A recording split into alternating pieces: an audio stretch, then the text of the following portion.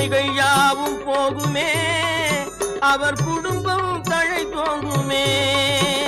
குமரனை கும்பிட்டு கொண்டாடுவோருக்கு குறைகள் யாவும் போகுமே, அவர் குடும்பம் தழை தோங்குமே.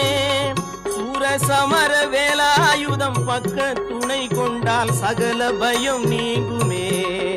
ஐயன் முருகனை கூப்பிட்டு